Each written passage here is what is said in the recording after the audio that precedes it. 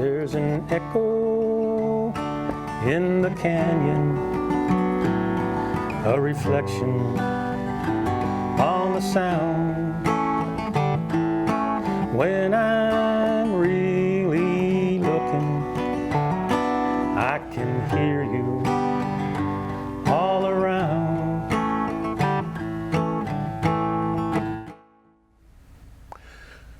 Here we are. Welcome to Art of Poetry. I'm Frank, and we've got a lot lined up for you today, along with a Zooming visitor, a stalwart, all the way from St. Paul. So we're going to open with poems from the Ukraine on the war that the Russians started way back in 2013. And we have 3 poems. And the topic, all of them elaborate on, is the conditions of war everywhere, basically, a universal response. So here we go with 3 shorter Ukrainian poems. Take only what is most important. Take only what is most important. Take the letters. Take only what you can carry. Take the icons and the embroidery. Take the silver. Take the wooden crucifix and the golden replicas. Take some bread, the vegetables from the garden, then leave. We will never return again. We will never see our city again. Take the letters, all of them, every last piece of bad news. We will never see our corner store again. We will never drink from the dry well again. We will never see familiar faces again. We are refugees. We run all night. We will run past fields of sunflowers. We will run from dogs, rest with cows. We'll scoop up water with our bare hands, sit waiting in camps, annoying the dragons of war. You will not return, and friends will never come back. There will be no smoky kitchens, no usual jobs. There will be no dreamy lights in sleepy towns, no green valleys, no suburban wastelands. The sun will be a smudge on the window of a cheap train, rushing past cholera pits covered with lime. There will be blood on your heels, tired guards on borderlands covered with snow, a postman with empty bags shot down, a priest with a hapless smile hung by his ribs, the quiet of a cemetery, the noise of a command post, and unedited lists of the dead, so long that there won't be time to check them for your own name. Translated from the Ukrainian. I like this one. Very, very succinct. Ashtray. Lyuba Yakimchik. No longer a building, no longer a home. To mom, to dad, to me, to the vegetables in the fridge. Not a home, not a fortress, no longer 4 walls. Barely even fit to be a suitcase or a backpack. Now, a big, sooty ashtray for a god who inhales the smoke and lets fruit flies out of his mouth. Boy, that feels Old Testament. Yeah, very powerful. This is a clever title, Decomposition. Again, same poet, Lyuba, from love, Yakimchuk. Nothing changes on the Eastern Front. Well, I've had it up to here at the moment of death. Metal gets hot and people get cold. Don't talk to me about Luhansk. It's long since turned into Hansk. Lou had been razed to the ground, to the crimson pavement. My friends are hostages and I can't reach them. I can't do Netsk. to pull them out of the basements from under the rubble. Yet here you are, writing poems, ideally slick poems, high-minded, gilded poems, beautiful as embroidery. Whoa! Victor, did that stand you on your heels? Did you rock back from the force of those? I like that one. You like that one? The poet is half rebuking herself Yeah. and half explaining that when you're surrounded by, just catastrophe and chaos, you can make something beautiful and orderly, and that's helpful. Like a It poet. could be redeeming. And redemptive. So don't beat yourself up. That's one thing you can do. Kathy, what did it bring up for you? Well, to me, personally, art has always healed, and poetry heals. And I think, we see the beauty in the healing. We can't do much No. to change the situation, but reading that, the pain is healed by some of the beauty and the metaphors for me. Fantastic process, isn't it? The human soul almost driven to healing by some of the bone marrow that is in our DNA. Wow. Yeah. How far back the healing capacity goes, too, as well as beauty, which is in every sight and sound there for some reason. I was struck by how all the poems centered on specific things. Yeah. Back to Williams and the image of school. I guess when everything is so crazy, you look and you see the dog, you see the cow, you see the specific items, the house, and it's very real. It's very, very, very immediate, and there's not a lot of sentimentality, No. not a lot of editorializing. It's here we are, Here and we are it brings a lot of power. in this moment, in the reality of it. Great comment on Williams, though, because, no ideas, but in things. In the It must things. be embedded in things. Right. Absolutely. The concreteness. There's something with such gravitas in that Lubchuk poem. The pun is on emptiness, from Luhansk to Hansk. So what does that mean, Peter? Victor, where's Peter come from? I was looking for Peter. Okay. Yeah, Peter's not there. I don't know. By the way, did anybody translate that untranslated word, Netsk? Does that Yes. mean nothing? Yes, it means nothing, Okay. niet. Niet, nothing, niet. Netsk? Okay, I'm asking yeah. you, though, for Hansk. Luhansk is the name of the town, okay? It's been destroyed. So that the actual decomposition of the word is broken in half. Hansk. What is Hansk in Ukrainian? What is it in Polish? I'd be very careful comparing the two languages. Sometimes Yeah, it's you're helpful, right. but You're right. yeah, I think that needed a footnote. I will not venture to explain it. No. That's the decomposition of language, which is happening. Fantastic. Yeah, the metaphors, takes my breath away. And Victor has a few. Now, could you call them up? Oh, we're going to from Ukraine to Gaza. We're going from Ukraine to Gaza. That's less of a change than it should be, but yeah. I was asked to look at the first published poem. There it is. Thank you very much. By Mosab Abu Toha. Things you may find hidden in my ear. Uh-huh. It's very well received. He's emigrated from Gaza to New York State, lucky him, and he's raising a family here in the United States.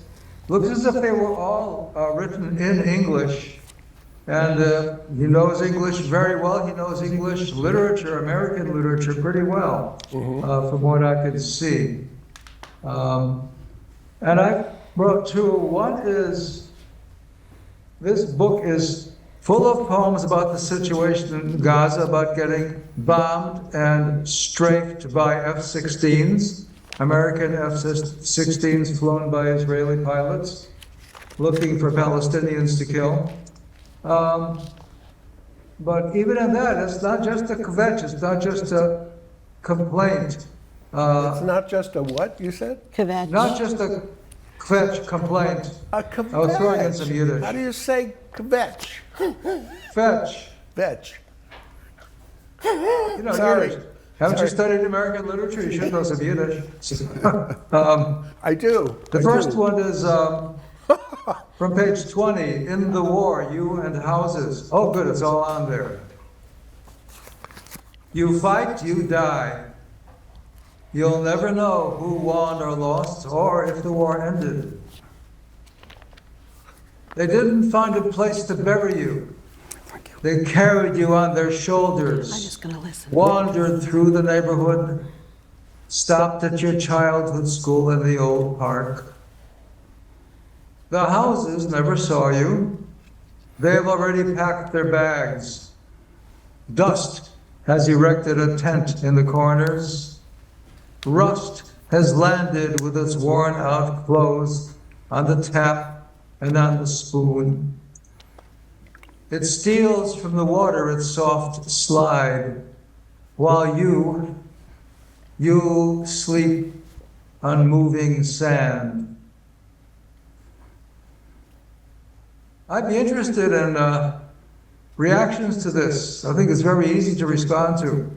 Why did you choose it?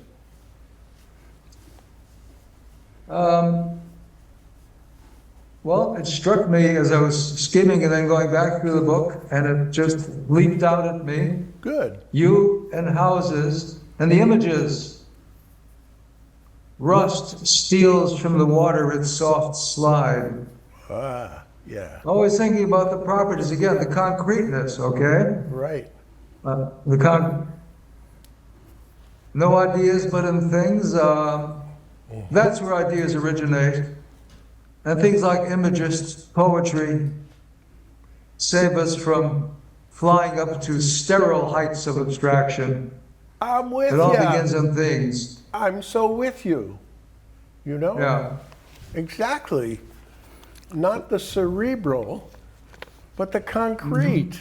But with Yeah. all this concrete, it deals with the feelings that go with it. Yeah. How that something is being stolen from water. I mean, that's pretty an abstract thought, even though it's based on the rust, on the water, on the things. But his feelings are a bit amorphous, a bit, Yeah. you don't quite know how to feel in a situation like this. And that's true of the other poems I've gone through and read in this book, too. And that's why- amorphous. That's why I love the last line, sleeping on, I don't know. Moving sand. Moving sand, what you're saying about the amorphous, and about the change, and you don't know what From to the hold on sliding to. water to the Yeah. moving sand. Yeah, I It's all just love that slides, last yeah. line, Victor. Victor, do you like the last line, too? Oh, yeah. Yeah, mainly because it's so puzzling. Yeah.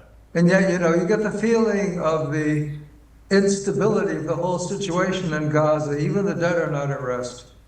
Right. And I think for me, not being in Gaza, but watching these things unfold on the news every night, I feel that uncertainty. And I think that this poem is great for people like me who are not in Gaza, but who are feeling for the people and for what's happening, and feeling the uncertainty. And I just really, really love that last line, Victor. Thank you. I have to say, though, Victor, I've read that entire book, but I've also read the companion book the last 2 days, and I've been on the floor for 2 days trying to recover. So the thing is, that book that you have cited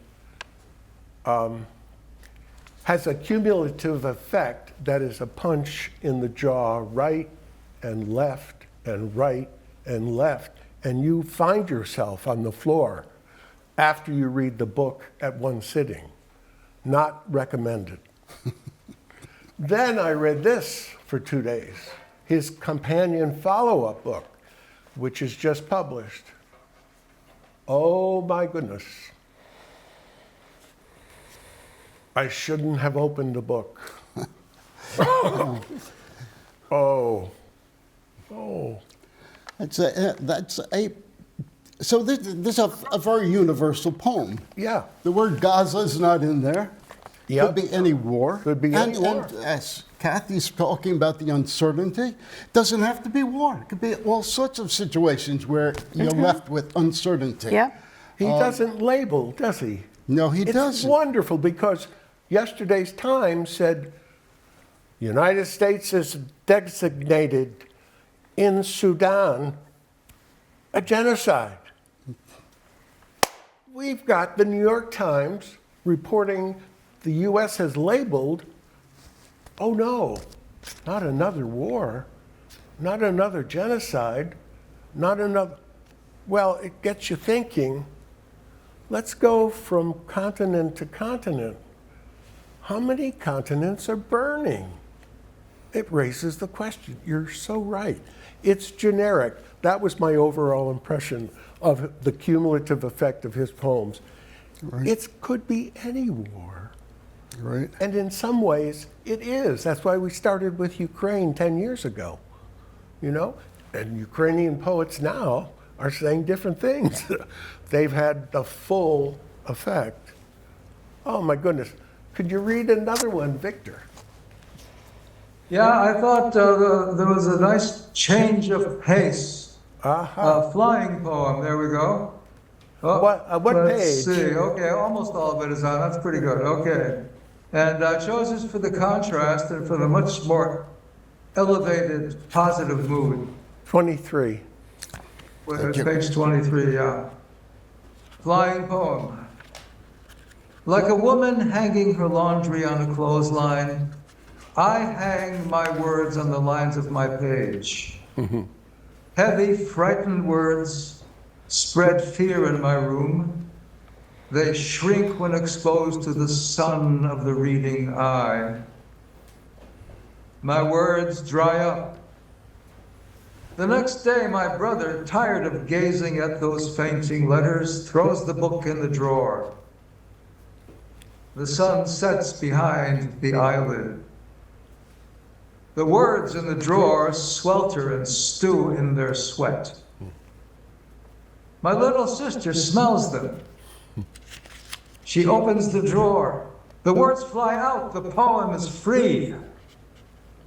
It lands in nests of migratory birds. They sing it to the passing clouds. Now there is a flight of fancy. That's a good choice. Would you actually go so far as to say there's a whimsical quality to it? Oh, sure. Yeah. Okay. A very focused whimsy. Yeah, that's what the editor here says. I never thought of these poems as whimsical. It's good there's still some whimsy left in this, Thank this God. tough world we live in. And don't you love those images? These words stink. My sister's looking in my drawer. The smell is coming out of the drawer. It's coming out of it. Yeah, it's coming out at her. Oh, and another one, my friend, please. Oh, I want to talk about this one a bit more because I haven't put any more to be displayed on screen, but Oh, okay. this one, isn't it like the experience of a writer who makes an effort, is disgusted with it, feels frustrated, puts it away. And then I think it was the Roman poet Horace said, when you have finished it, put it in a drawer for 9 years and look at it again. I think he was exaggerating. Do you remember that reference? I don't. We but- had a lot of classicists in our university, and they were quoting things like Horace and Cicero and so forth. And hey, this is pretty good actually. It's not as stinky as I thought it was. So it's partly like the writer's experience. All my poems stink. There's no question about it. Oh, It just means they're fermented and not ready yet for they're consumption. fermenting. Oh. Oh, I gotta catch my breath again. Yeah, I go back and look Very, at my very poems. surrealistic too. Oh. So he has I don't have any that I prepare for display on the screen, though. I certainly have a number I remember, like the title poem, Things You May Find Hidden in My Ear. Oh, I better find the page reference for that. Well, page 92. It's a long one, too big to display on screen anyway. Okay, we will wait on that. I've got it. Oh, we have a break time now? Yep, we are going to do a break. And Okay. hold that in abeyance. Gently put it on your pillow, side to, so you can just blow a little puff at it and it'll rise when the time comes. But we're going to have a 3-minute break. Thank you. And then we're going to change pace for a little while because too much angst is not good for the heart. And we have Anne Marie's cameo. She'll be on. She's our stalwart teacher, guide, everything, mentor, keeps me honest. We'll be right back.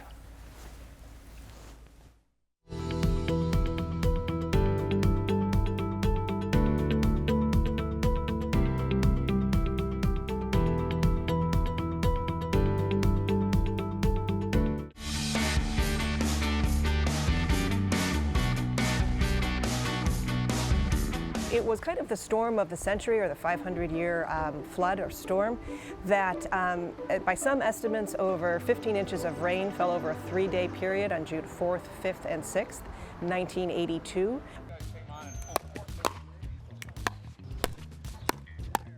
What is pickleball? The sport that has captivated millions with its combination of tennis, badminton, and ping pong can be played 1-on-1 or 2-on-2.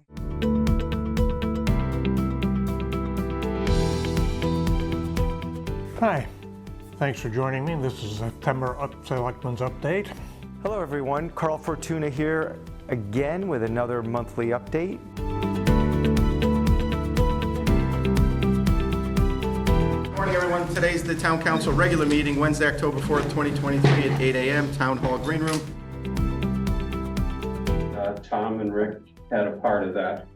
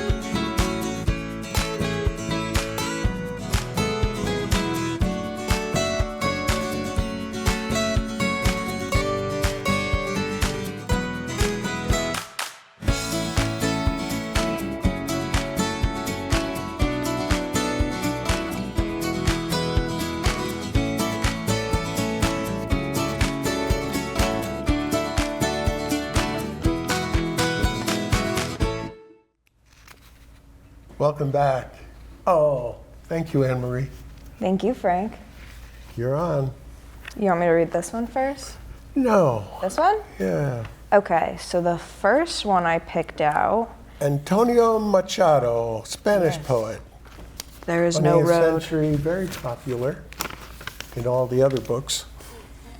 So, traveler, your footprints are the only road, nothing else. Traveler, there is no road. You make your own path as you walk. As you walk, you make your own road.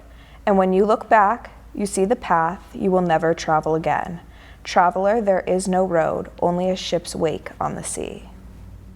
That's beautiful. Right? That is where the title comes from for that book. That makes sense.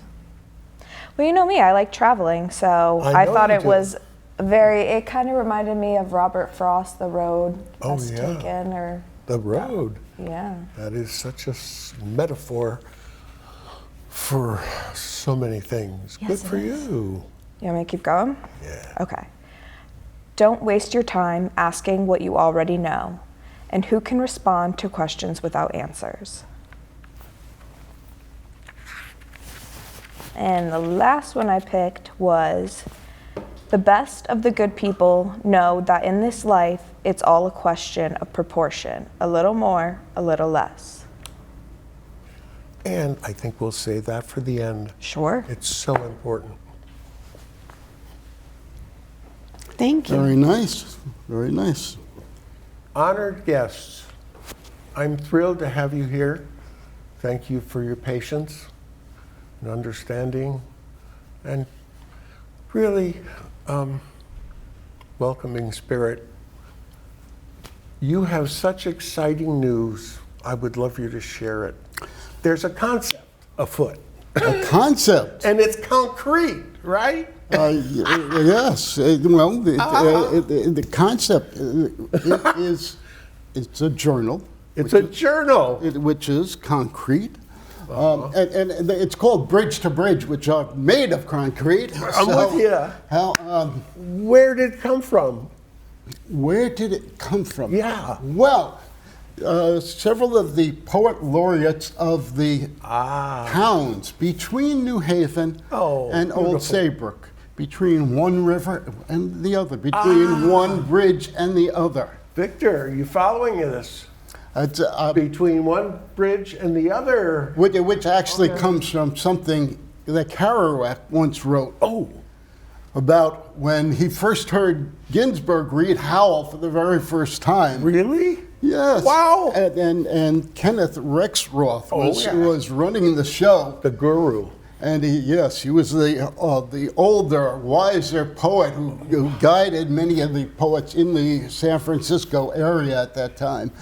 And when Ginsberg read it, and Kerouac described he was pounding on a jug, yelling "Go, go" after every verse, and the whole room I wish I were was there. yelling "Go, go." Yeah. And 55, right?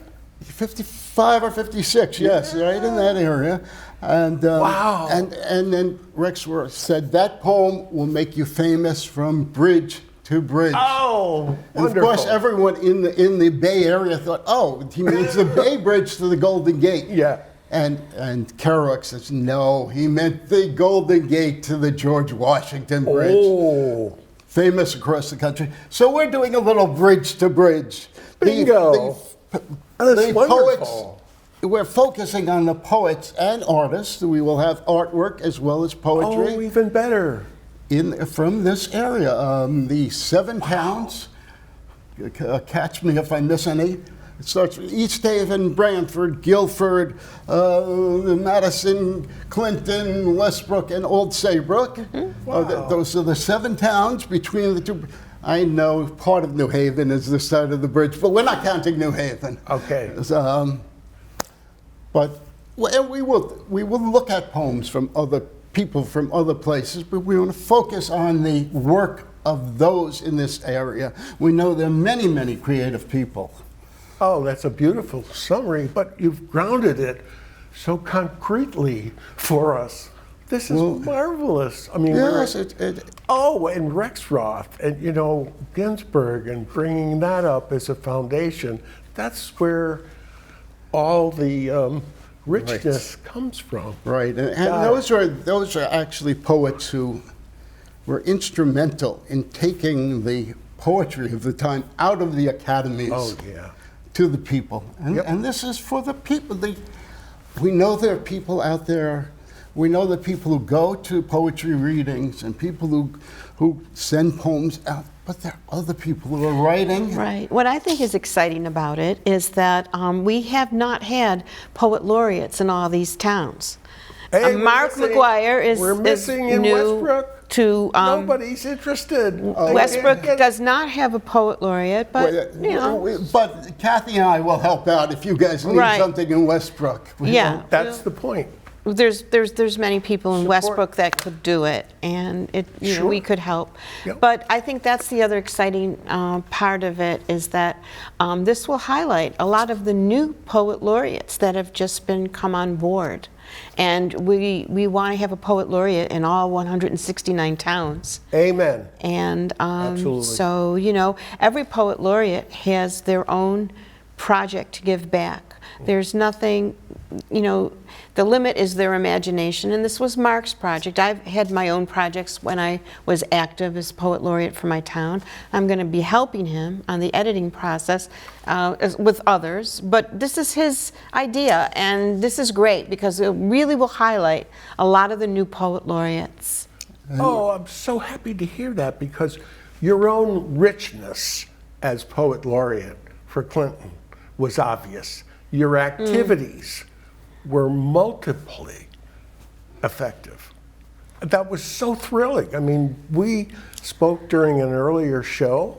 I got acquainted with your work, but also I realized when I look back how much you've done heartfelt and And that's because I didn't know what I was doing because there was no other poet laureates on the shoreline so I just didn't know what to do, so I just did everything. Well, I think we're all figuring our way through it. It's still in early stages. But We're you did everything. You did. Kathy did a tremendous amount of stuff. Now, I have a question. If Victor were to write a poem, and he is in part of St. Paul, and it was about maybe the topography of his neighborhood, would you even consider We will consider anything. anything? But we have said we want to focus on the work of people from these towns. Of course. So they will get a little more credit or somehow. So we have 5 of us editors. Your Gemma? partner, Gemma Mathewson, Oh, is helping Gemma. us. Yeah, she has worked with me on other Oh, yes, she journals has. before. You have a great history with her indeed. on doing the stuff in front of the room. That was beautiful. Yeah. And we also have Pat O'Brien, who is the poet laureate from Old Saybrook. Great. And Judith Lee Mittman, who's the poet laureate from Brantford. The So we're- inaugural poet laureate from Yes, the very first. Whom I met because you had that wonderful That's right. photo and shared of, what was it, 19 or 20 poets who showed up on that Sunday? Oh, yeah, I don't know December, how many. we had a yes. reading December 14th. December 14th, the reading, and it brought people in on a Sunday afternoon. Right. I mean, that's the stuff we crave. We die for. And that was chance a to share. project that Judith Liebman had put together. So what do you think of all that? I think it's great. Poetry's alive and well, It is. and it's pumping, especially from bridge to bridge. I really like that. Oh, good. Good. So you will be submitting. I don't know about that. A travel poem. Do a travel poem. We need a lot of people to submit. Amen. Go for it. And the way to submit, I'm sorry, it should be all small letters, not caps, and these 2 words should run together. Guilford Yorp. Yorp, of course, the word from Walt Whitman.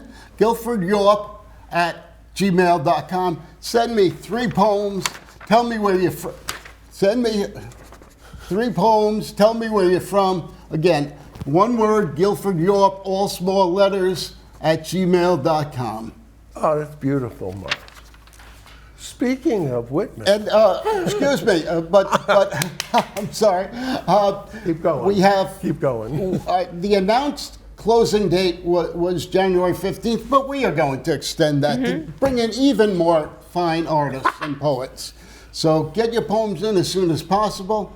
Tell us where you're from. Submit up to 3 poems, and we'll take it from there. Is there any length cutoff required? Yes, nothing longer than the Odyssey. No, we don't have. We're leaving it very open Thank about God. form, about Thank subject. I had to cut my poem in half. We will take Victor's poems from St. Paul, Connecticut. I don't know where on the shoreline in Connecticut St. Paul is, but we'll get. Well, he could represent Westbrook because he read in There you Westbrook on go. this show. There you go. He has connections. I dub you Sir Victor. I'm Now, in the Mississippi Valley. from this moment on, you are the honorary and honored Poet Laureate of Westbrook, Connecticut. Now, Thank you very much. That means I have to write some poems. yeah, not only that, but he knows Connecticut like the inside of his hand. Well, what about you, Frank? You You know, we're waiting for your submissions, buddy. I'll tell you what I've had the last, thank you for asking. I had to cut my poem in half. The one that won second place in the Altrusa Senior Citizen Contest this year. I've been submitted for 20 years, never won. I got second place Well, congratulations. Wow. because I wrote You guys, I about, have a question. What, this I have a one? question. Does Connecticut have a poet laureate? Yes, it we does. do. yes, Oh, you do? Very good. Antoinette You people aren't doing badly Brindell. for Easterners. Yes, we have had poet laureate. I think she's our maybe 7th poet, Connecticut State Poet Laureate. So we have a long tradition of great poet laureates. Her term ends in June of this year. She is doing her own anthology with the poet laureates from all of the state. all of the states. I've already, Wow. yeah, I've submitted as Say well. her name again. Antoinette Brimbell. Antoinette Brimbell. We can Google her maybe. Ooh. And Victor, to answer Mark's question, I submitted this poem. I won second place, but only because I had to cut it in half because the limit was 25 lines. Oh, really? Okay. Ouch! Okay. Ouch! So you submitted every other line? Is that what you did? Gave it a bit of an abstract quality? I got a laugh out of him, old stone face. You should have submitted the first half and then the second half. Then you could have won first and second. Speaking of Walt Whitman and Allen Ginsberg, My guys, yeah. you did it. You raised their names. This I want book, to thank you for mentioning Kenneth Rexroth. There's some of his poems I like better than anything Ginsberg ever exuded, so it's good to hear his name. It is great good to hear poet. his name. Yeah, one of them, there's so many poets, so many great poets, and some of them are somewhat forgotten, but Rex Roth, pioneer in poetry and jazz, and he really was so influential on all those poets. Yeah, you are great such a poet. good guest. You got it all. You got the foundation, you've got the knowledge. You and Victor now are doing a we'll borrow you. We'll borrow you up the river here because we'll need you too. Anyway, Howl, Forest of Noise. He's already on a book tour. Oh, yeah? Oh, yeah. Excellent. This is on, a scholar and librarian, Masab Abu Toha is also a major poet whose first collection made him a talent to celebrate. After graduating from a master's at Syracuse, he returned home to complete his second work. Remarkably, amid the chaos, he kept writing poems.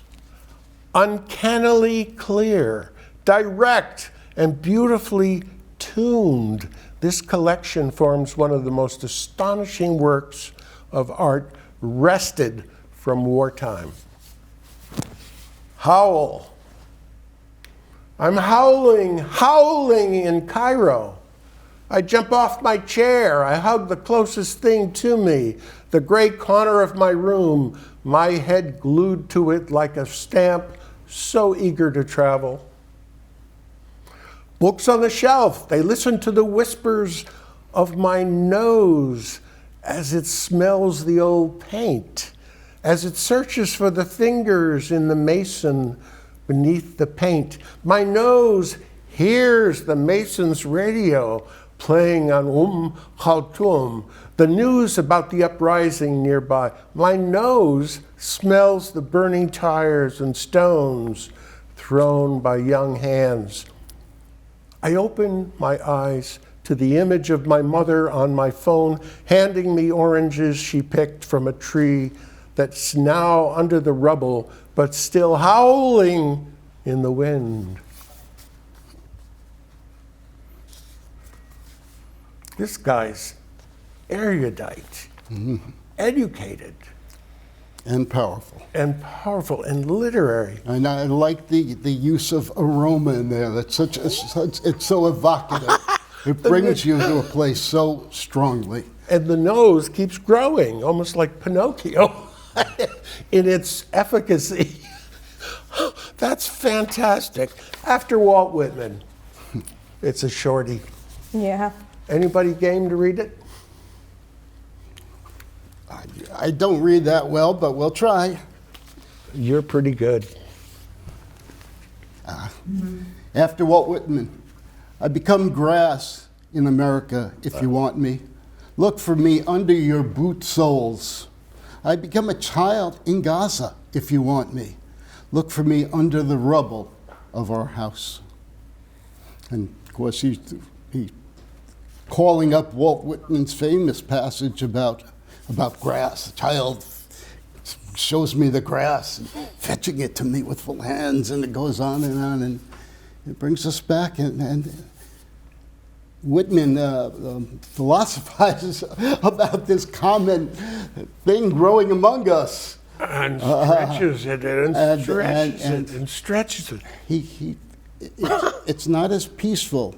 He contrasts the grass in America with being a child in Gaza under the rubble of our house. Wow.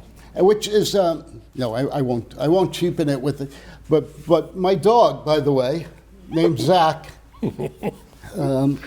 It was a rescued dog from out. I would, if we had time, I was going to talk more about animals and their relationship to people.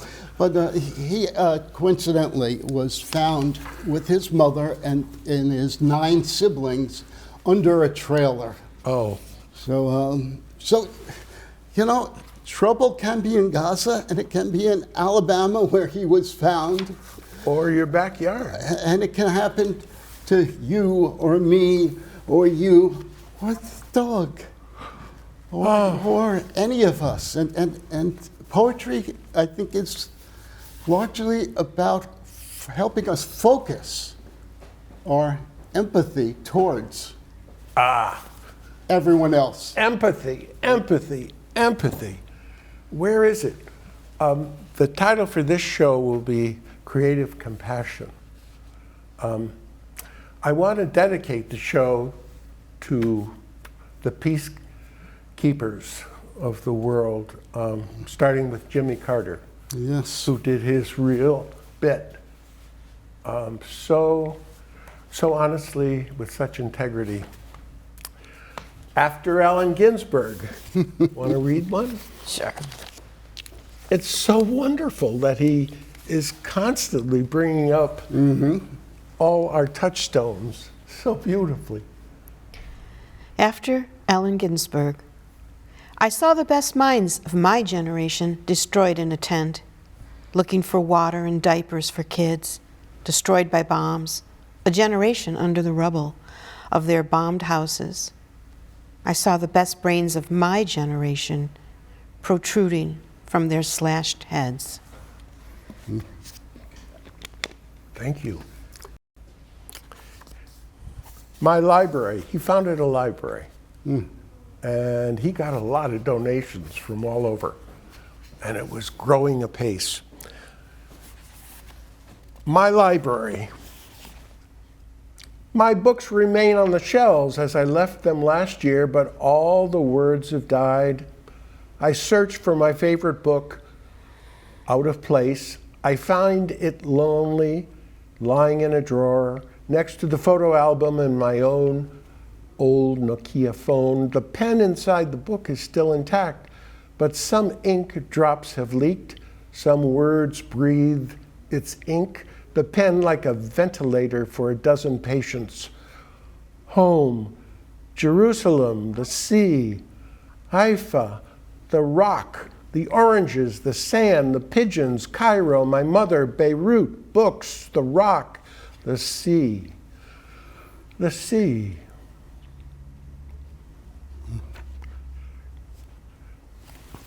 Victor, That's me. where are we? Did you have another one? Oh, I have several. Here's one from the first book, which I know best. Edward Said, Noam Chomsky, and Theodore Adorno in Gaza. This is not only a poem, it's a reading list. It is a reading list. Now, who are they? Thanks. Give us a setup. Okay, Edward Said, American citizen of Palestinian origin. His father, he got citizenship because his father fought in World War I. Wrote enlightening and critical works about the Western treatment of the Near East, Yeah. the Arab and Muslim world. And also did a lot of interesting work on textual analysis. He was a university teacher, a professor. His most famous book is Orientalism, okay? Noam Chomsky, does he need an introduction? Noam Chomsky. Pioneering linguist, greatest linguist of the 20th century, and a fierce social and political critic. And Theodore Adorno, who lived in Germany and was also a social critic and an analyst of thought. I can't really go into a lot of Theodore Adorno, I don't only glancingly, but it's about his bookshelf, really. Dust tiptoes in a standing ovation after the explosion. There's a bit of irony. Light hits the icy earth, fades into the town's potholes. Edward Said is out of place again. His books fall from my shelves onto the broken window glass. Palestine is also out of place. Its map falls off my wall.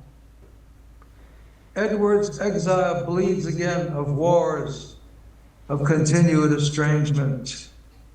Chomsky innately repairs the wounded words, applying bandages from his universal grammar kit. Adorno tries to study the music of the falling bomb and shattering glass. But the words slipping from the books mystify his sight and mind. The dust covers his glasses. The musical score lies breathless near his shivering feet. Again, symbolism, a little surrealism, some whimsy. Yeah. Adorno was also a critic and analyst of music. Well, So it all puts together, and the more you read about these people, the more relevant this poem becomes. He's like he's doing a little T.S. Eliot thing, making you read the people he's referring to, but he's really more fun. and I see it in the context of his library growing. As he grew in his education, he's incorporating more and more thinkers, philosophers, and You know, this poem makes me wonder about the poet's process.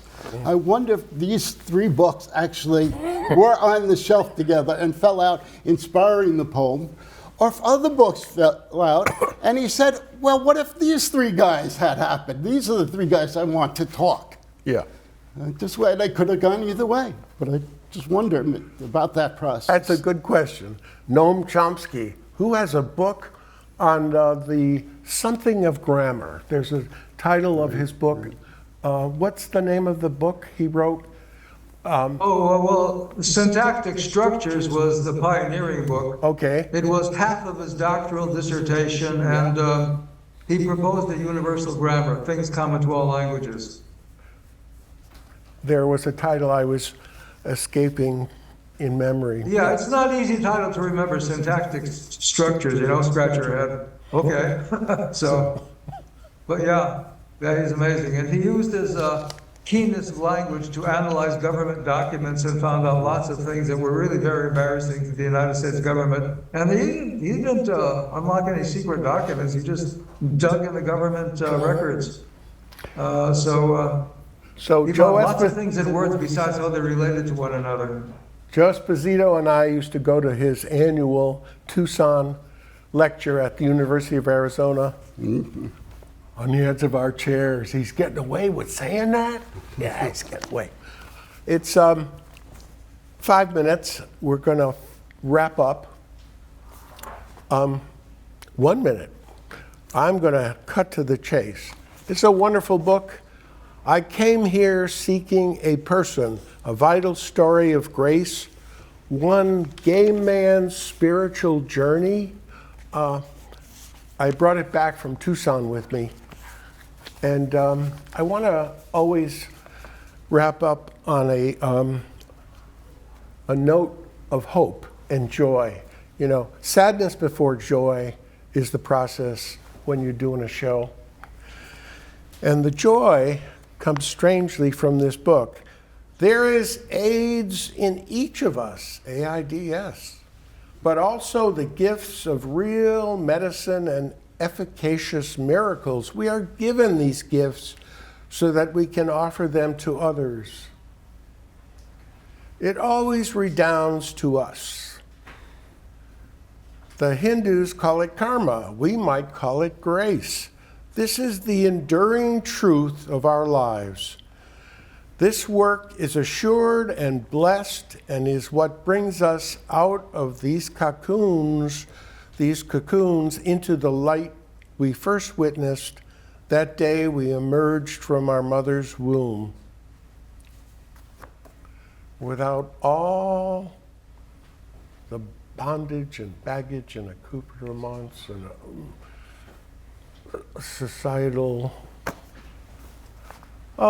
back to the stage of innocence, not romantic innocence, but realistic innocence in poetry, which somehow heals, right?